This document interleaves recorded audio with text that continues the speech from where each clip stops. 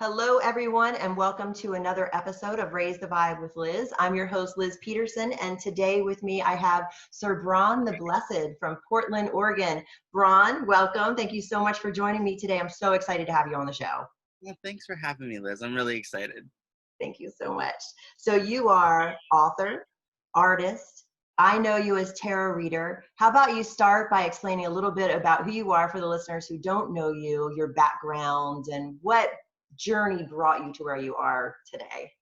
Well, I'm an experienced, darling. Um, First off, also to mention my pronouns are they, them, and yours are she, hers, right? Yes. Just Thank making you. sure we're getting, sometimes even I forget because I forget how people could not know that my pronouns are they, them, but then I won't have mentioned it. So that's totally my fault half the time. So, well, I started out as a performer, actually. I went to the School of American Ballet, and I was a ballet dancer, and ballet was my life. I danced for Ballet West, Utah Opera, Long Beach Opera. I danced around the world. I did a bunch of musicals. And when I was growing up as a kid, I grew up in multiple traditions. I didn't really think anything much of it. I thought of it much like most people probably think about growing up in Protestantism. I grew up in curanderismo, which is Mexican magical healing work. And I grew up with Irish cunning crafts, tradcrafty kind of around. And I grew up in voodoo, and I grew up with hoodoo around.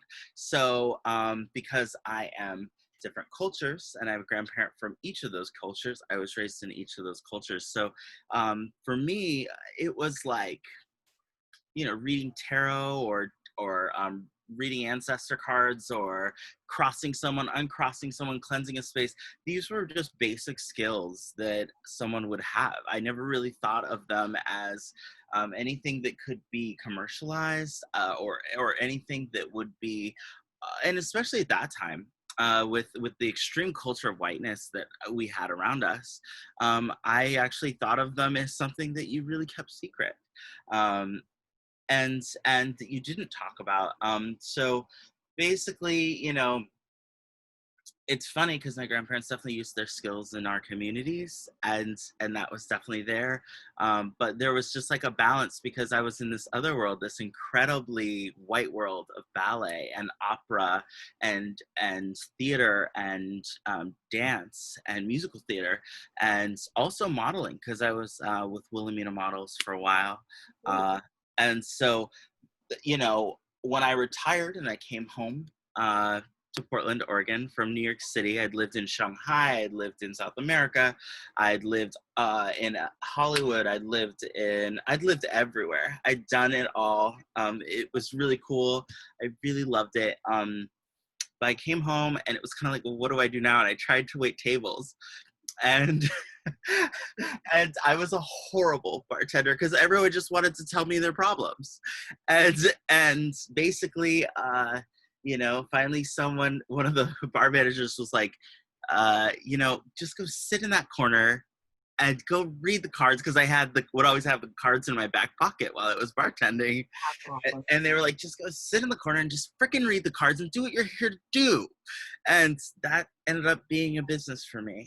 And then I started reading in stores like Flutter and Cargo and these local leading stores, which meant that I didn't have a storefront, but I could partner with these local businesses to add color to their business, and they wouldn't take any of my money. They would just like let me be there, and before you know it, people would start to just kind of come, and I had a regular clientele.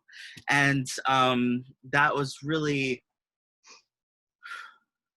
I guess, touching for me, because I thought, okay, well, no one's going to want to hear me do this thing, but no, they did. And so from there, I started writing a book called The Black, Brown, and Queer Intersectional Magical Survival Guide, because I realized all these things were happening to me that were really intense, and I was getting through them using magic and my faith and my spirituality and my tarot, and I was like, and there were all these things that I knew that I thought everyone learned from their grandparents, but apparently you don't. And so there were all these mixed kids that didn't have ties to their heritage, all these people who needed a reconnecting. And so that was how the book started, and it got picked up by Microcosm Publishing. Great. And then from there was a tarot section in the book, and I was writing about tarot, like just the major arcana, and I was like, well, what pictures am I going to put beside this? I can't put the Rider-Waite deck in a book all about celebrating brownness and about celebrating queerness and diverse abledness and all these things, because as much as I love the Rider-Waite, it celebrates none of those things.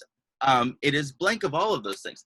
So I was like, okay, what do we do? And so I started drawing my own tarot deck, and that took on a life of its own. It is now really beautiful. It is all the gods of different pantheons, and they're all brown, queer, and diversely able bodies.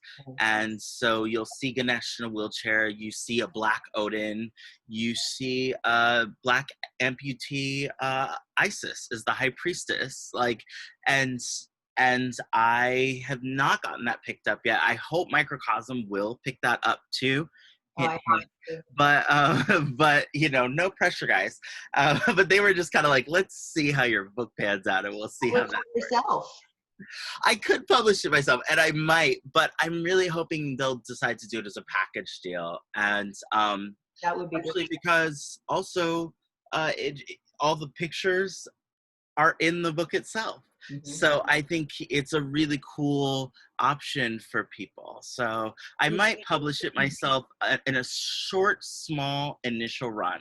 And I'm talking about that because I have 10 shops here in Portland that want to carry it. Great. So that is fabulous news. And it's so needed right now. You look around at all the decks. You brought out your, box of all of your decks, during the reading that you gave me and showed me. And like you said, there are very few decks that have color. Yes. And if they do, it's only one or two. Yes. Well, and not just that, or they're in the minor arcana, or here's the other thing is there's very few decks that I noticed that have intersectionality, where you have a brown queer couple. You just don't, I've never seen it. I've never seen it. Or where a woman's both a black woman and diversely abled, or where like these things just don't happen. And when they do display brown people, you see things like the Ghetto Tarot, which is an amazing deck, which I love a lot. It was made from found things in Haiti, I believe, and I love that deck. But at the same time, it does play into our stereotypes, like it does. And in my deck, we're all wearing things right out of Vogue. Like I really modeled my deck after the action of X-Men meets Lisa Frank meets Vogue magazine, and that's really what I wanted. Were my favorite things. And they're fabulous. Can you pull out a couple and go through a couple of them with us? Sure. Hold on one second. That would be fantastic. Hold on. Just grab a couple off the top. Oh. Well, here's one. Here's the Magician. You can really see him. And this is actually a self-portrait. I also realized throughout these that I'd never drawn my own image. So I'm actually threw out 4 or 5 of these cards, male and female, just because. But here's the Magician. How was that for you, doing self-portrait? Really emotional. Yourself in these cards. Really deeply, deeply, deeply emotional. And really, I had to realize how I felt about my own oppression throughout a lot of it. Here is Isis as the high priestess. Beautiful. Beautiful colors, the magenta and the gold and the wings and the light. Yes. And as you can see, she is diversely able here and that she is an amputee, but my goal was that not be the first thing you notice about her. I did not want that to be the first thing that anyone noticed. I wanted it to just be a part of who she was. There's a black Odin here as the Emperor. Nice. Being a hottie. I don't know why he does it for me. And then you see Ganesh here as the Hierophant. Ah, and Ganesh is in a wheelchair. He is in a wheelchair. A golden throne of a wheelchair. point of fact. And I like how you have a lot of gods and goddesses represented. Oh, that's all that's in here. The deck is called the Holy Othered Tarot. Wonderful. The Holy Other Tarot. Hopefully we'll Othered, be soon. like someone who's othered. Yes. And then here we have the story of Apollo and Hyacinth and Zephyrus, which actually originally had a sad ending, but I changed it. And this is our lovers card. Wonderful. And I like the wings wrapped around them and how they're embraced together. Yeah, and then one last one. Two. We'll do two last ones. You'll also see the Hermit. Here is Coyote. Great. And Rainbow, and he's dancing. No, he's actually leading one of the elders. Oh, I see the hand now. Thank you. Death to join the ancestors. That's actually what this card is about. It's about that. And then one of my favorites is the Death card, which is Kali Durga, and she is lopping off white heads. Just lopping them off. Change. Yeah, change. And actually, we'll end on a happier note. This is a trans Apollo, trans male Apollo, AFAB, which means assigned female at birth. And this is the Sun card, and he is, just basking in his gloriosity. They're beautiful, Bran. Thank you. I'm very happy with them. And I'm working on the Minor Arcana right now, and the cool thing about that is instead of Tarot Minor Arcana, it's going to be a playing card deck, as is the Black tradition. And in each suit, there's spade, hearts, etc. Each suit is a different region of the pantheons of the world, and all the pictures in that suit link up to make one gigantic picture, so you see a panorama of the gods of that region. Oh, what a great idea. So, yeah, I'm working really hard on them. Right now I'm working on the Gods of Voodoo, which is the heart suit, and I'm really excited. So besides wanting to link them up with your book, I think there was another heart mission behind these cards. How about if we discuss that a little bit? What you're bringing, to community in this way. What do you mean? Because I have so many missions. Sometimes I get a little bit. You do have a lot of missions. I do have a lot of missions. So sometimes I'm dorky and I can get a little sidetracked. Talk to me about what you mean. Okay. Well, let's see. How can I rephrase it? Okay. On Instagram today, I was scrolling through and I was reminded of a story that you told with Urzuli Frida, the card that you created around her, and someone commented to you that you weren't passing enough to be trans, and your heart and how you put that experience into the card. Like cards. Yeah. As a matter of fact, there are multiple trans women in my card decks, and one of them is passing and the other two are not. Urzuli Freda is actually my personal devotional deity, and here's the thing: is she has 3 husbands, and they are very prominent in the heart suit, and they're all not only just holding her hand, they're holding each other's hands, which is amazing. You got to see the mock-up of the Urzuli Freda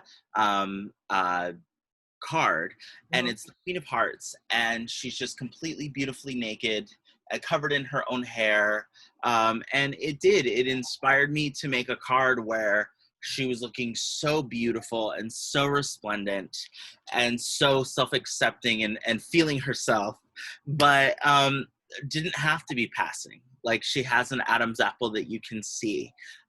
There are I very purposely drew little things that made her not a a typical cis passing body, and I wanted that to be very, very, very, very clear. And it's very much in the style of Erzuli Freda, because Erzuli, she takes whatever form she wants. She's a shapeshifter. She doesn't really give a fuck what anyone wants, and she loves her queer people.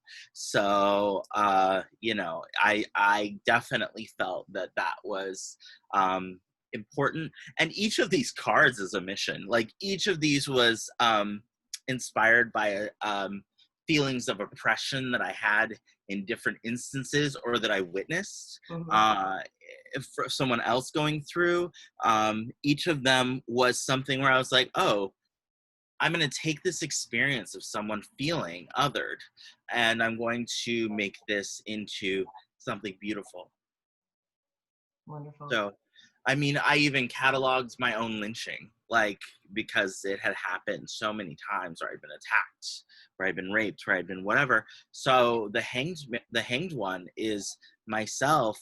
Well, here, let me find it. But it's myself, and I am literally being attacked in the frame, and you can see it.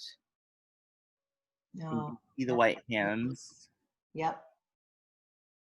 I'm also wearing something fabulous because, you know, no reason not to, but you know, it's the whole deck is about oppression and about how our being othered sets us apart but also elevates us. And it's those things that make you feel like you're alone, like you aren't good enough, that actually allow you to find out who you are and have the strength to stand on your own as well. Right. Adversity definitely does build strength. Yeah. So, yeah. How did growing up in Astoria, being the only Black boy, you know, in your community while you were growing up with your parents in the military, how did that, you know, play a role in who you are today? Well, What you want to convey to everyone? Here's one thing I'll say. I'm not a boy. I've never been one, but I play one beautifully. And, and, you know, Astoria is a beautiful place. It was really great. Thank God I had summers with my grandparents where I got to see and experience and experience other things. Was that Was that? Was that in the South? It was in California, actually. All of them had moved down to California, and I got to kind of experience them there. Nice. But my Black side is from the South. But what was I saying? Oh, Astoria was a wonderful place. It also had a ton of white supremacists, a ton of white supremacy. I didn't even have a word for what I was experiencing. They had, the military at the time had kept moving families away, brown families, because literally they could not live there because they kept getting attacked. And they didn't realize, because my dad looks white and my mom is passing. My dad is white, and then my mom is passing. I have a stepdad who's been with my mom since I was 1, and you know, he's a white guy. And the point is, they had no idea that they had a brown child, and so I just dealt with it. And me and my sister and my brother just fought, literally physically fought, just tooth and nail. I remember picking up rocks and hurling them. I remember, you know, being ready at any point with, you know, just a knife in my pocket. I remember, you know, just the level of tension that I lived with was all encompassing. I remember a friend of mine was a veteran and said, "Have you ever been to war?" And I said, "Oh yeah, I grew up in war." And they go, no, you haven't been to war. You have no idea what that's like. And I said, oh no, I very much do. It was a different kind of war. But I was one child, you know, who at any point, because I was kidnapped multiple times, I was harmed multiple times, beaten within an inch of my life, raped, everything you could imagine that happens in wartime did indeed happen to me. And there was never a point where I was under the illusion that it wasn't possible for me to die. So, you know, both with my magic and with my physical wits, I was at war constantly with the people around me, and I never knew if the white people around me were smiling at me because they were my friends, or were they smiling at me because I was lunch. And so Zero trust. what was that? Zero trust. Oh, zero trust. Like, I could trust the people in my family and not even them fully all the time, because they had their own stuff they try to sort through and their own anti-Blackness. And my mother, as much as I love her, would say anti-Black things, not really realizing to this day she does. She says things like all lives matter and things like this. And it's like, no, and refuses to, you know what I mean? So there was literally just... systems. Yeah, it just was what it was. And the one time I ever got to relax was when I was with my grandparents. That was the only time I was safe. And I think that's why I learned so much, is all of a sudden I went from such an elevated cortisol based like place to actual safety. And then all of a sudden my mind would all these facts. You know what I mean? All the grandparents really taught you your magic, you know, that ancestral history. They did. On top of that, you know, the other place I was safe was the dance room. While I was in dance class, while I was on stage, no one could lynch me, no one could harm me, no one could do any of these things to me, because I was literally on stage. So it's so funny, people talk about stage fright, and I remember sometimes being afraid to get off stage because I'd see people waiting for me in the wings that I knew were going to cause harm to me. And I'd be dancing on stage, I'd be doing my thing, and I'd be like, all right, well, I can grab one of the sandbags and I can like I'd be planning how to fight my way to safety from the stage without disturbing the performance. So like it's a story. What a conundrum to feel this is my safe place, but what do I need to do to prepare for when I leave this safe place? Yes. And I remember every time I would leave my grandparents, it would just be a fight, not just for them, but for my parents. I did not want to see them. I did not want to be around them, not because I didn't love them, but because I knew what it meant. And the sad part is I wasn't unpopular in school. Like, I had plenty of friends. It was just these assholes who would, you know, call me faggot, call me nigger, nigger faggot was their favorite. And I just remember so clearly that was my life for so long, that, you know, that was a reality, mm-hmm. which is again a bummer, because I didn't realize how popular I really was. I didn't realize the majority of people were on my side, because I just could not trust. So. Right.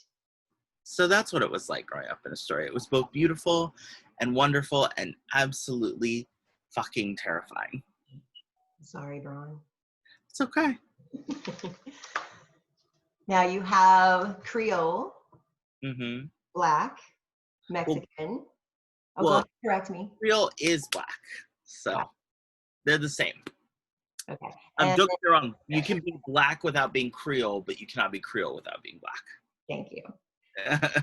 And Irish. So magic and your grandparents giving you these traditions and teaching you these things. I remember hearing a story in your last interview on YouTube that you did with Keats, you know, mm-hmm. where you're playing checkers and then you're, you know, learning tarot. So can you share a little bit about learning the magic of your life? I mean, you know, I just didn't really think much of it. It was just literally like, learning checkers, because I mean, my abuelo always used to fuck with me. My abuelo was my grandfather. Mm-hmm. He would do this thing where I'd win like 4 out of 5 games of checkers. You know what I mean? Like he instilled a lot of, which is actually what you're supposed to do with kids, to instill confidence in them. You're supposed to let them win some games and let them believe that they won, because let them believe they're clever. Now, years later, I'm playing my abuelo at checkers, and he's just kicking my ass. Like, and I'm like, abuelo, what's going on? He's like, oh no, I was just letting you win before me. Like, it's just what it is. But we would go from that to learning herbs, to learning tarot, to learning Theban alphabet, what else, all kinds of things, like the worlds. And then also my Irish grandmother was in love with books, so one of our favorite things to do was to go to the library, and which was a couple blocks from our house, and we would just get stacks of books, and we would see how quickly we could get through this stack of books. And she never ever rarely read me things for children. She read me the Chronicles of Narnia, I remember that, but most it was Greek mythology, Chinese mythology, Japanese mythology. Like, she believed in really exposing children to the world, and she didn't believe that we needed it sugar coated. And she had a really amazing way of like forcing you to acknowledge that you were smart. And she would make you read. She'd start off the story, but then she'd stop and you'd be like, please continue. Like, and then she'd be like, no, you finish. She read me A Wrinkle in Time. She read me, just these books that I guess some of them are children's books now that I look back at them, but they're not really. They're books with very strong themes and very strong ideas. The Last Unicorn was my favorite book. Oh, I love that. And mine too as a child. And now I realized that I related to the main character and wanting to find others like her. Yeah. So, it was, my time with them was very precious and very, it just stands out in my mind. Like, it's so funny. It just stands in my mind as like a summer haze. Like, the rest of my life was this cold, wintry nightmare.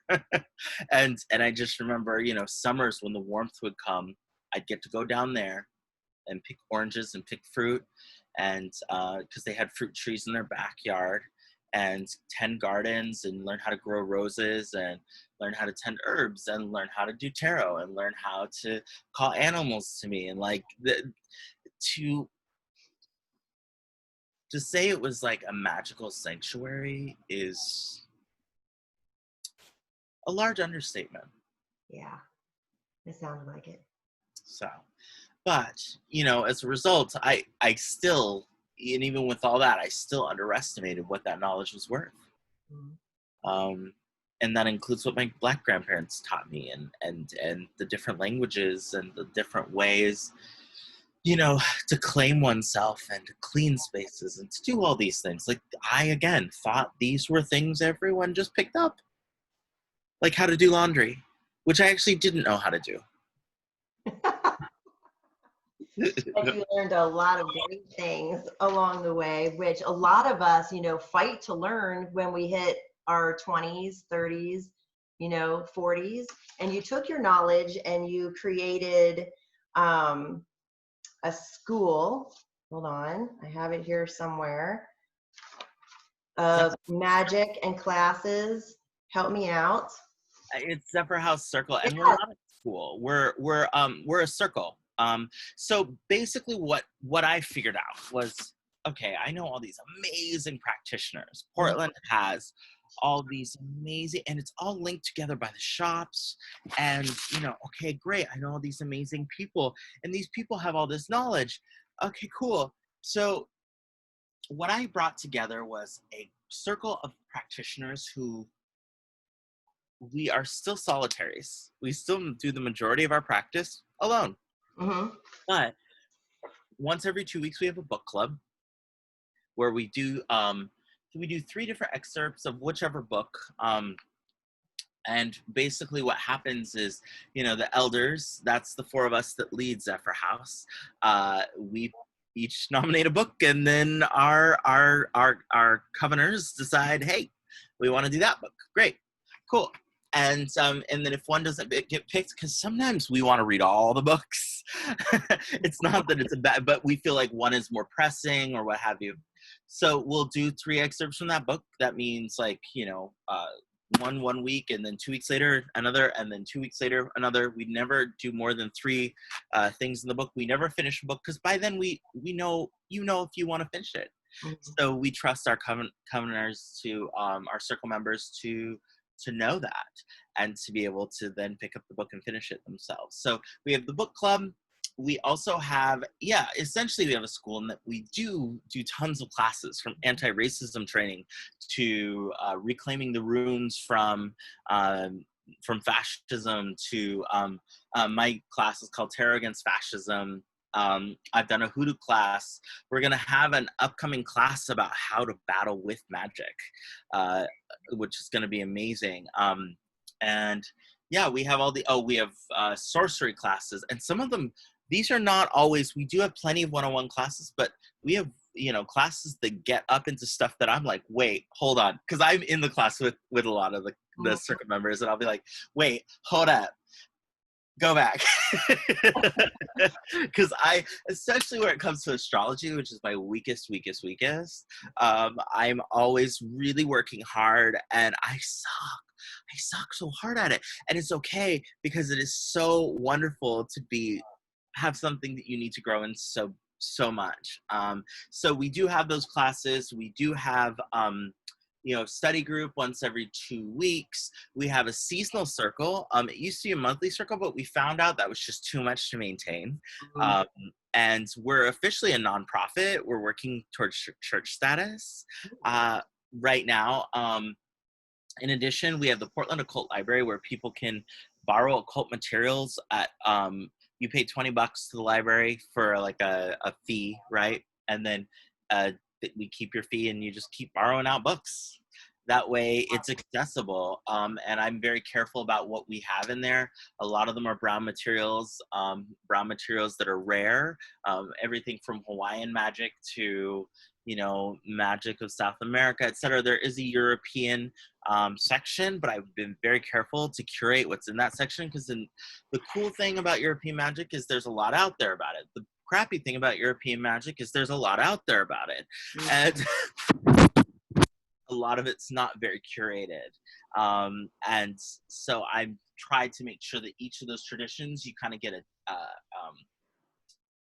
taste test, but and it's the good stuff, but it's reliable information. Mm-hmm.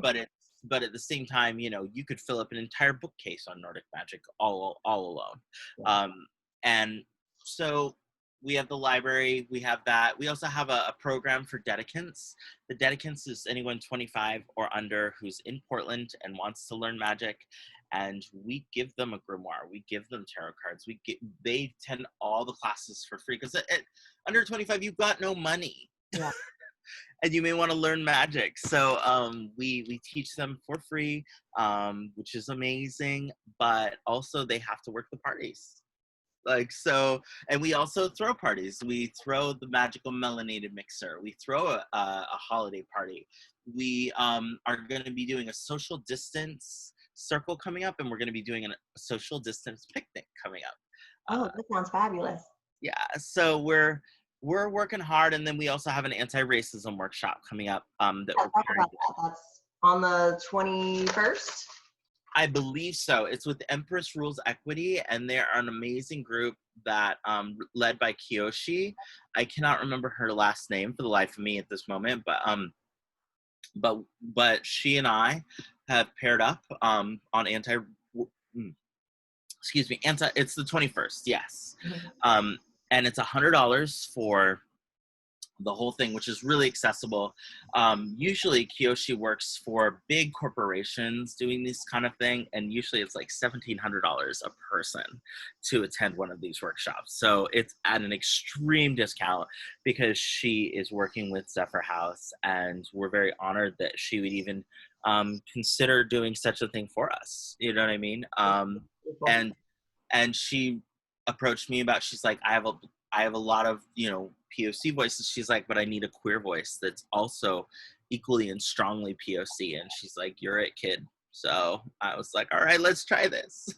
So that's August 21st, and that's anti-racism for the magical community or magical yes, spiritual community. Cool. yes, because just working in all the occult shops myself and as a tarot reader, and before that in retail, I started noticing that there were major problems. Like, I used to work for an occult shop called the Raven's Wing, which is in Selwood, and I used to experience extreme racism there, as did Terrence, another of the elders in ZephyrHaus. And his mom, who also worked there, is an amazing tarot card reader, has been reading, she read Heighton Ashbury in the 60s.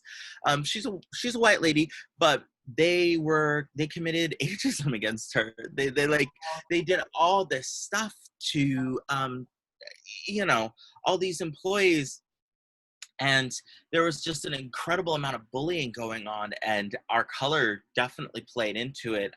Even the tasks I would be given would be menial tasks, and like, okay, carry all these candles from the basement, which fine, right?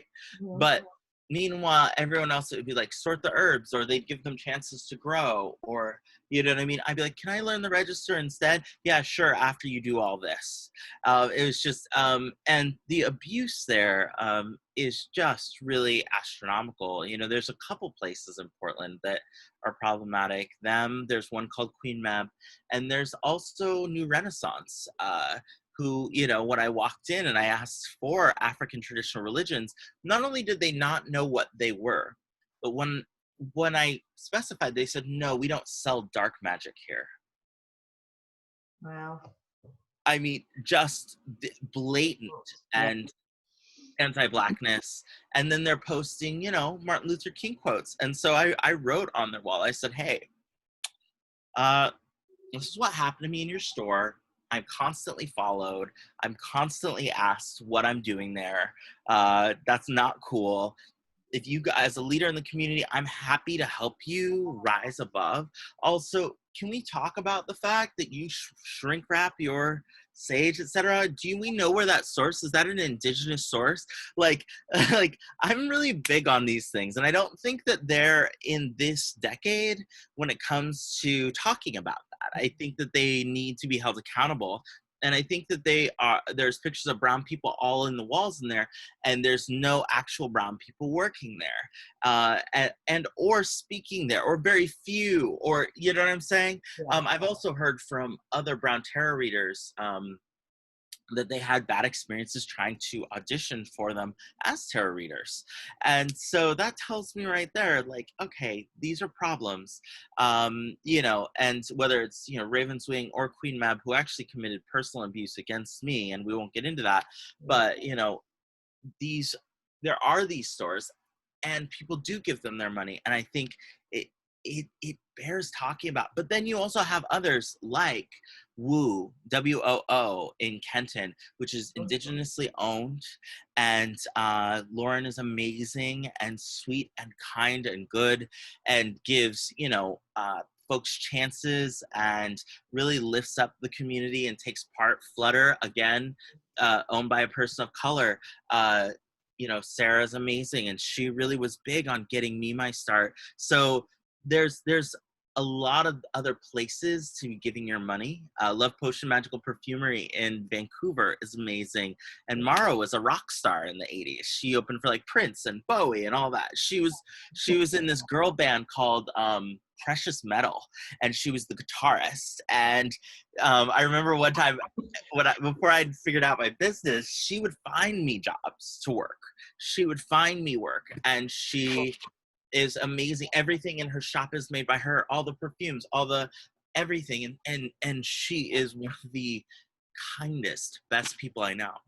And so, not that anyone's perfect, right? But there's also Seagrave. There's also Psychic Sister. There are amazing places that are uplifting all people. And we don't need to be giving our money to places that aren't. Right. And let's get education, like your workshop, to the people, who aren't. And because I offered Renaissance not once, but twice. Because they're not, as far as I've interacted with them, it hasn't gotten to abuse yet. So at that point, I'm still willing to work with you. I'm still willing to talk with you. I'm still willing to be like, okay, so maybe we resource your sage. Maybe you don't sell sage because it's endangered. Maybe we look at who you carry, because let's be honest, Llewellyn is not only outdated, they're racist as heck. Like, let's be real. Like, they, on every level, pretty much only hire white authors, pretty much only talk about white things. And they're not, I mean, I submitted my materials to them. They just laughed me out of the room. And cool, whatever, enjoy your Humanities party. But at the same time, it's one of those things where it's like, okay, well, let's talk about where you're sourcing your stuff, and let's be inclusive. But, you know, in instances like Ravenswing and Queen Meb, yeah, they are deeply problematic because it's gone beyond, oh, we're just racist assholes. And it's like, we're abusive racist assholes. There's a pile of bodies out the door. And that's deeply problematic. When I got fired from Ravenswing, and then it happened to Terrence and Miss Karen, I started digging, and I found out more and more stories of brown witches that they had harmed. I won't give you the names because some of them prefer to remain anonymous, but let's just say there's a pile of bodies out the door from here to Oakland, and it's really unacceptable. And they keep hiring brown people. Like, they definitely try to use those politics and say, oh no, we're not, but you are. And, you know, I mentioned it to the folks over at Market Obscure, and I gave them some examples, and they had been having them read over there before, and they were like, oh, no more. And that's why, and they were like, will you come read? And I said, sure. So I just straight up took it out of their hand, because I, quite frankly, I don't play these games, and I'm not going to be silent, and I'm not going to be vague, and I'm not going to be like, it rhymes with schmaven schming. Like, no. Yeah. It's an issue that needs to be addressed for sure. That and spiritual bypassing. Which is also something that we actually talk about, because, for instance, with New Renaissance, I feel like that's what they're doing. They're just like, no, we're just not gonna, oh, you know, it's fine. The holy light of the, fuck off. So, yes, spiritual bypassing will definitely be included in that. We're definitely going to be having some long, very difficult, very wonderful conversations that are going to help everyone grow. Awesome. Looking forward to it. And you're taking more of them online now because of the right now, all our classes are online except for two. The picnic is going to be in person, social distance picnic, and the social distance circle will be in person, but distant. And where do we go to find those? Well, we're moving away from Facebook because, unfortunately, Facebook is not the best. Unfortunately, the other platform is Instagram. So ZephyrHaus Circle is one place. You can also follow me on Instagram at Sir Bran the Blessed. I will post on both. We used to have a Facebook a group, but it seems like every time I call out racism on Facebook, I will get flagged for inappropriate speech. So, which is funny because because one time I got in trouble for saying the word white. Like, they were like, yeah, I got banned for 30 days. So I just was like, okay, forget it. Facebook makes it very clear what kind of platform they are. So, so pretty much what we're doing is we're just moving over to Instagram. And so you can see it there. Great. Yeah. Awesome. And then, so I want to dive a little bit into what you do and how you do it.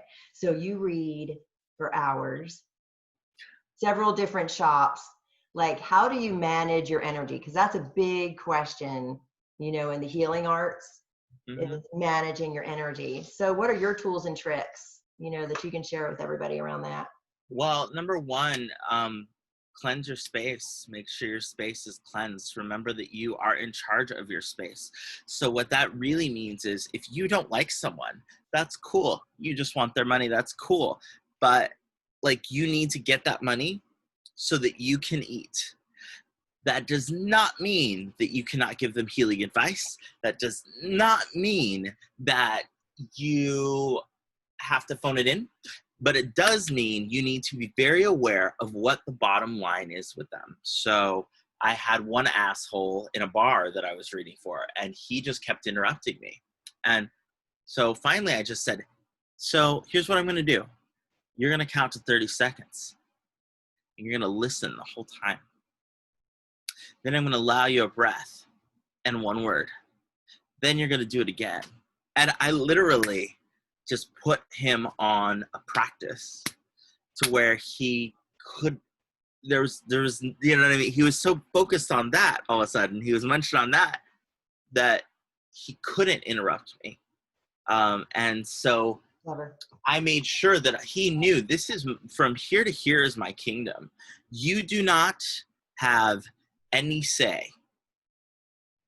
Now, as host in my kingdom, it is my job to take care of you, to make sure that you are to make sure that I'm mindful of you, that I'm not violating you. There's definitely some things as a host that you need to be aware of, but like what we don't do and what I'm not gonna have is someone taking the reading out of my hands and running with it down the street.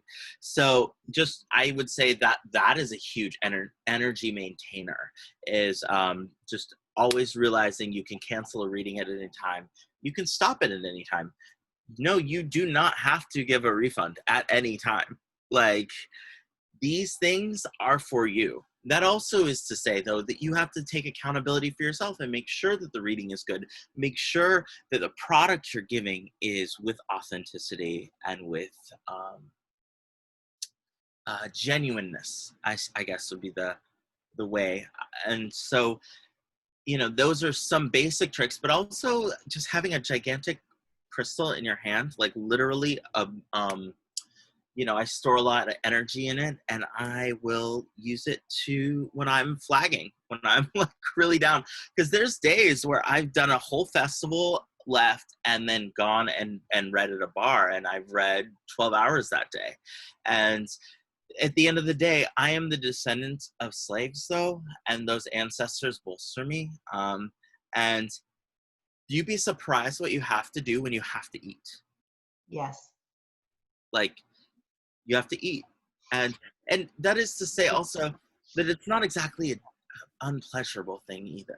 You know what I mean? I love it, and I love it passionately. So I think that also probably plays a role. And between all of those things, I think that I just make it work. And I don't prefer to do that all the time. I do not recommend that crazy schedule all the time. And now I have other readers such as Lion Lightworker and other folks who are also awesome, and I will call them to take up gigs that I can't get, that I can't take. Oh, cool.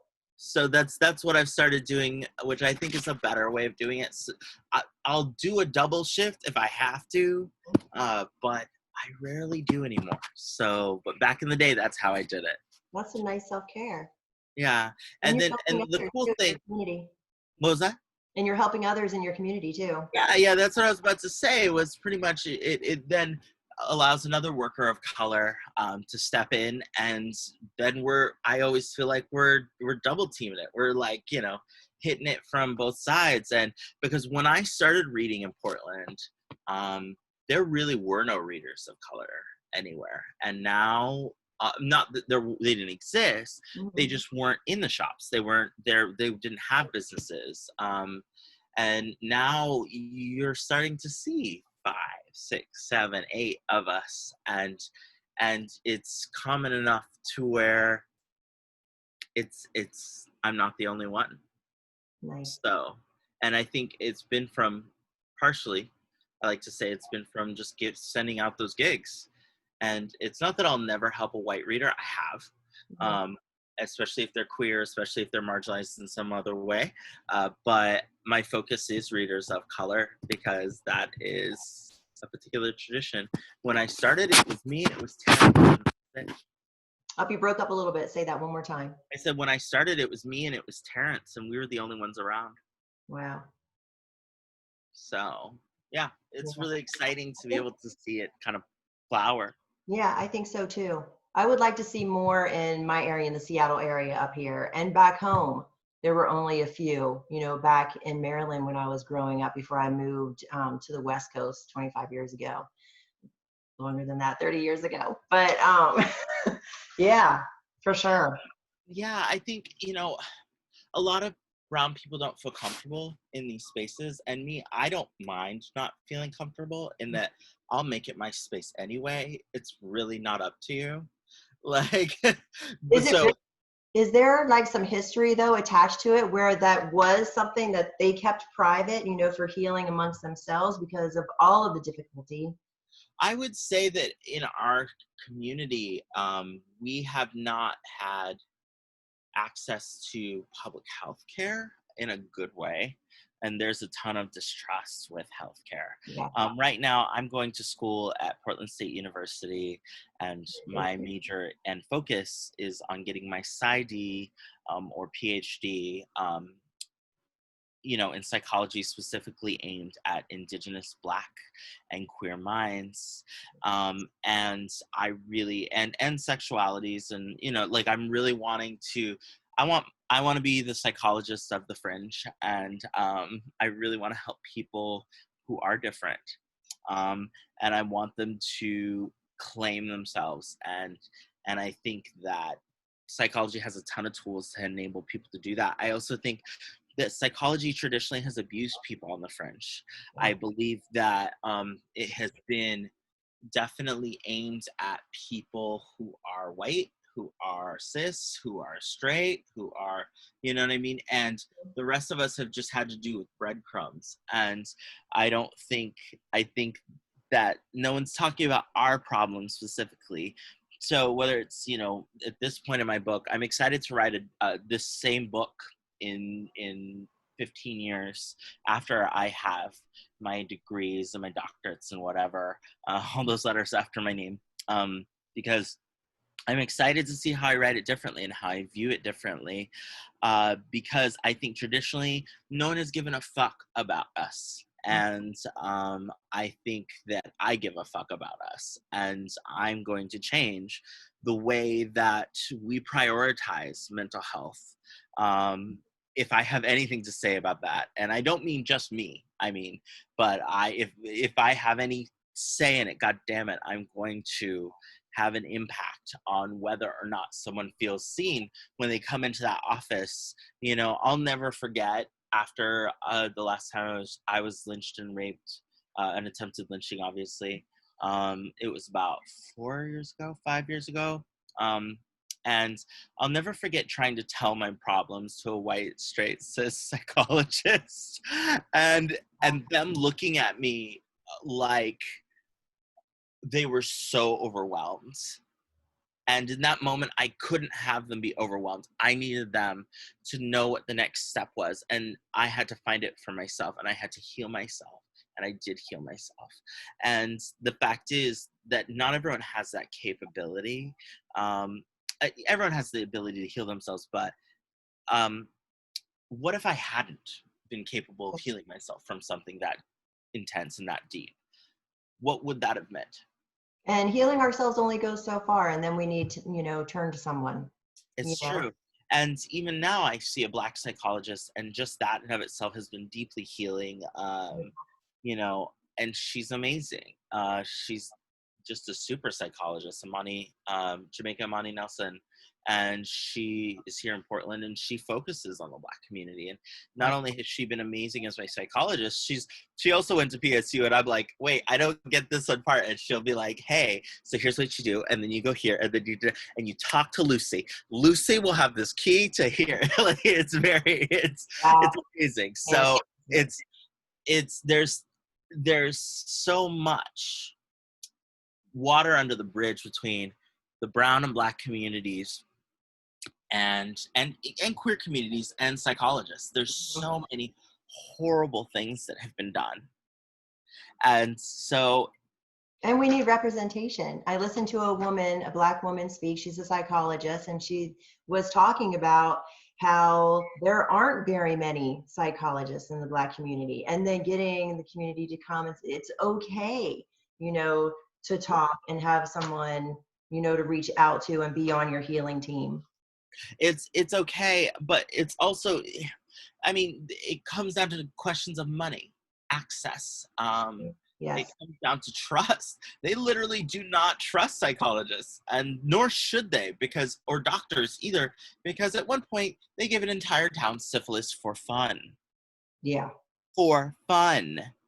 Like, maybe not just for fun. They wanted to see what would happen if people didn't heal from syphilis. And this wasn't that long ago. Yeah, we have a lot of work to do around trust. Yeah, we have a lot of work to do around trust. And the only way we're going to do that is by them seeing some faces like them. If they come to, you know, talk about, hey, I was, someone attempted to lynch me, and this is a very, very regular fact of our lives. Because let's be honest, we just, here in Portland, there have been 5 or 6 bodies hanging under bridges and shit like this. You know what I mean? What do they put? And they've ruled them all like suicides or something. Let me tell you something. No Black person will ever motherfucking choose their death by hanging. No. None of us will. None of us. None of us. So it's like one of those things where it's like, did they really? It was not a suicide. Like, I'm smiling because it's not funny, but it is laughable. Like, so, you know, it's just, when you're looking at this history, it's obvious that we need some change, and I want to be part of that change, and I think we can get a lot done, and I think that it's gonna take some folks who are part of the community in multiple ways and intersectional, hopefully, to get that shit done, because I hate to say it, but a lot of times white people only cause problems. They don't fix them. So it's not that they can't be part of solution. They totally can. But they're usually not the antidote to white supremacy. Yeah. And there's a lot that still needs to be learned, including myself. Yeah. You know, getting educated. Yeah. Well, and they have their work to do too. So they've got, in my opinion, it's almost like they've got to focus on the institutional stuff, and we've got to work on our community, and we've got to, and we have been. Let me also say that brown people have always been very involved in our community. It's not like a new thing. We have been doing this. It always drives me nuts when they're like, well, Black people don't care about when Black, yes, they do. Yes, they do. Yes, they do. Yes, they do. There's been huge summits. Yeah, like here since the beginning. Since the beginning, you know, we've been talking about it for many, many, many times. Black leaders, Black this, like we've always given a fuck. Like, so that always drives me nuts. So it's not like, hey, we all of a sudden decided to care. No. We've always cared. But I think we have better tools now than we did before. And I think hopefully education is opening up, and some of these glass ceilings are opening up, so we have access, I hope, you know, because it is still hard. Like, me getting into PSU was hard. Me pushing for funding was fucking difficult. And, you know, I've heard some horror stories from Black people at PSU trying to get their masters, trying to get their doctors, having to sue the school for them because the school didn't agree, like, with some of their findings in medical journals, or, you know, and they said that medical journals weren't decent sourcing, which medical journals are completely valid sourcing. And so, and that I've heard it from multiple people. I've had multiple warnings about PSU, and I haven't even gotten yet. So I'm just like, ooh. So, and yet every single Black person has told me, who's warned me, has been like, yeah, they're the same as everybody else. It's the same everywhere. And so it's terrifying. Doing the work and pushing forward, breaking the glass ceilings. Well, what they told me was, make sure you have collateral. Make sure you know who your professor's having an affair with. Make sure you know all, like that kind of collateral. Like, that's how my people are having to fight glass ceilings, is they're having to grab dirt on people. They're having to fight on this level that is astonishing. And that shouldn't have to happen. Yeah. You should only have to like prove, go through the channels where you prove your work, not have to deal with the fragility of the professor. But apparently that's not been the case. So cool. We're strong people and we make things happen. And I am like any of my ancestors where it's gonna happen. How much am I gonna have to go through you to do it? Yeah. That's your choice. You know what I mean? Like, because I'll go over, under, around. Don't make me go through you. So, not to be threatening, just to be, Wow. Thank you for doing the work, Ron. Yeah, it is what it is, and it's not just me; it's the whole community. The Black and Brown communities are amazing and resilient and aspirational. Yeah. So we're coming to the end of our hour. Yeah. What would you like to end our talk with? What's something that you would like our listeners to take away from this talk? I would say, definitely check out all the different things I'm doing, because yes, cool. I'm always around for readings. But actually, I would like to also tout out a book that's one of my favorite. It's called White Supremacy and Me. And it's one of my favorite books, and it's by Layla M.